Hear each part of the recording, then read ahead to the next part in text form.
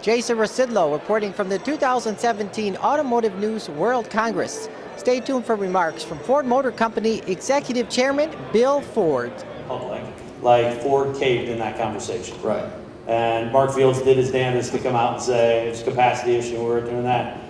Mass media heard Donald Trump tweeted and Ford changed direction.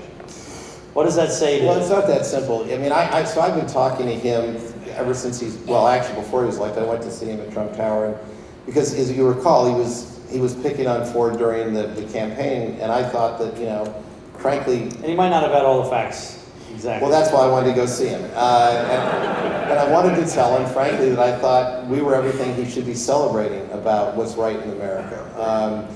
And so I actually had a great meeting with him. I found him very interested. He was a good listener, asked great questions, and came away very pleased with the meeting. And then, when he got elected, he called me shortly thereafter and wanted to follow up on a couple of things that we talked about when I was with him. And when I was with him, we talked about taxes, we talked about currency manipulation, we talked about trade. And so, and we've had several conversations since. I did call him last Tuesday, prior to our announcement, on the Mexico and also the Flat Rock expansion, to tell him that. And that's when he tweeted. But, I felt he should know that. I mean, he's Did you say it wasn't because of you? Well, I think he knows, look, he's a businessman. We're not going to make dumb decisions. We can't. He wouldn't expect us to, frankly.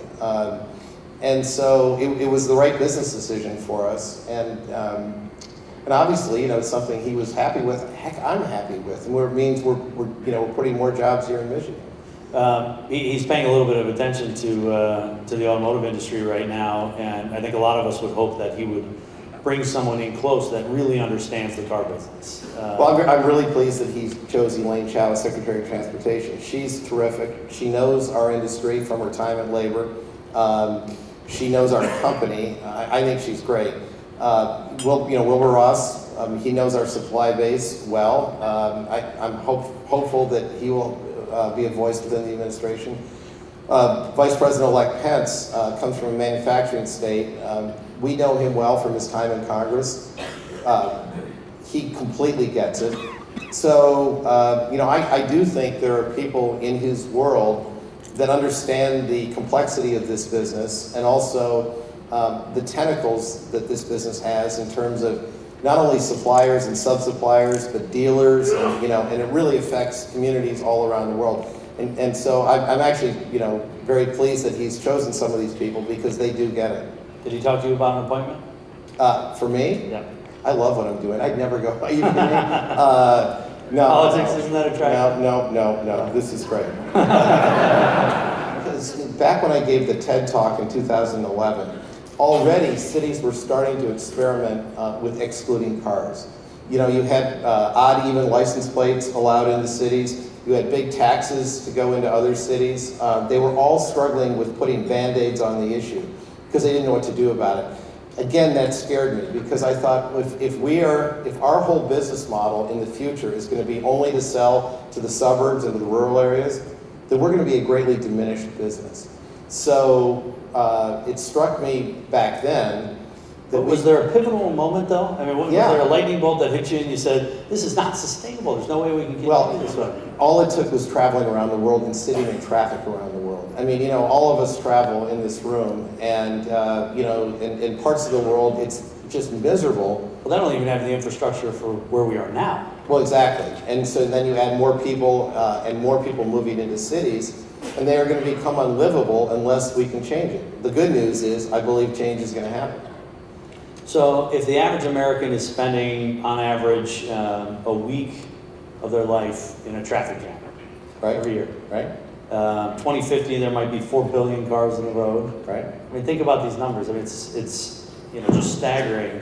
We're talking about connected and autonomous and sharing and electric.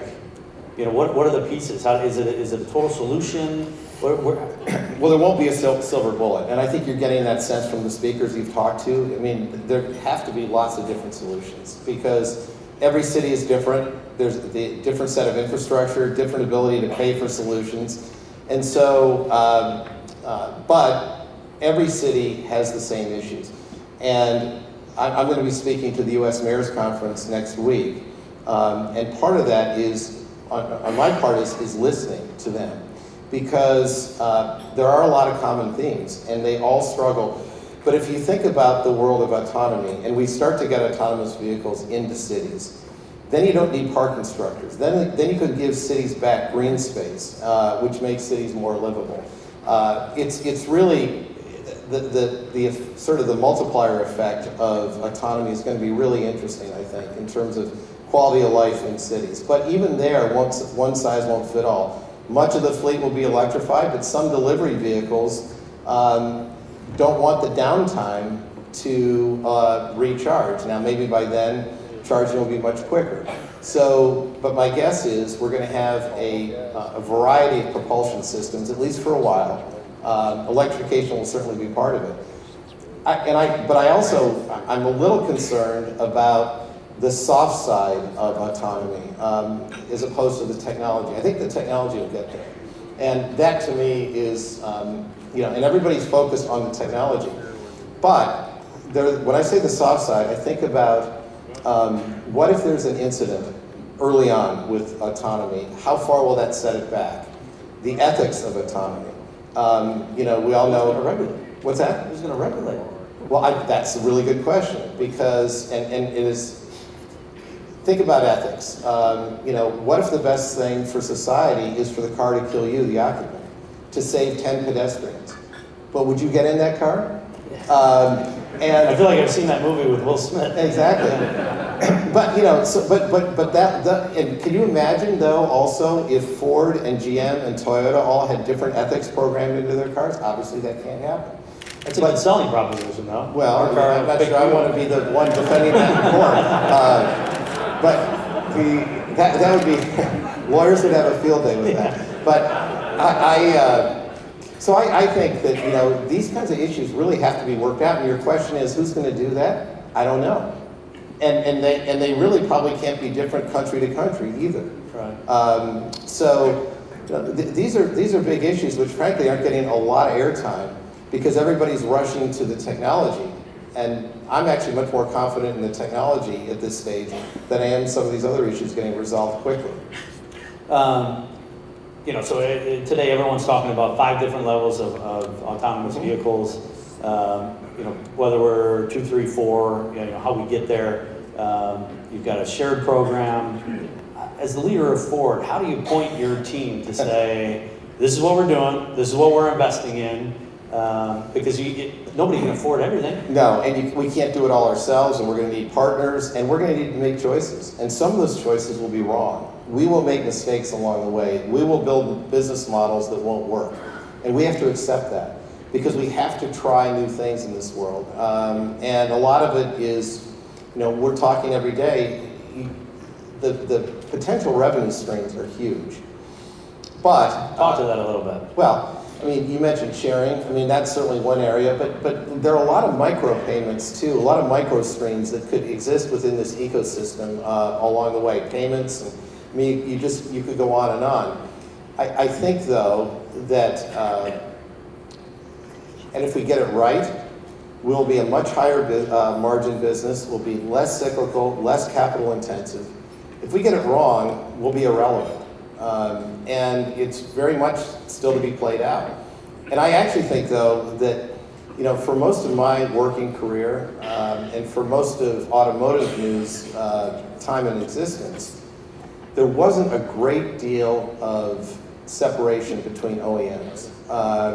And as an OEM, mostly all you could hope for is that in a given year, your products were a little sexier, had a little more horsepower, and that your marketing reached people a little better.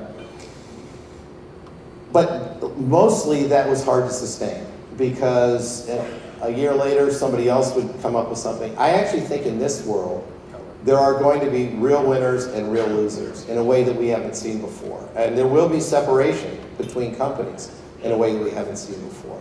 And it's going to play out over the next 10 years. Younger generations have less loyalty. They're going to be buying cars based on interface. But what does loyalty mean in a world of autonomous vehicles? I mean, what does a brand mean in a world of autonomous vehicles? And so that's all things, we're struggling with that. Because if you think about a world of autonomy, and by the way, this won't all happen at once, and it'll happen in cities first. And I think suburbia and the rural areas will look very similar to today's business model for quite some time. But in cities where you won't own the vehicle, autonomous vehicle will pick you up. What does a brand mean in that environment? And how do you build a brand in that environment? How do you build any kind of loyalty? I was thinking as I was watching the loyalty awards going on, I wonder what that'll look like in 10 years for autonomous vehicles. What will that even mean? So these are all things that I'm thinking about. Don't have the answers to many of it, but they need to be considered.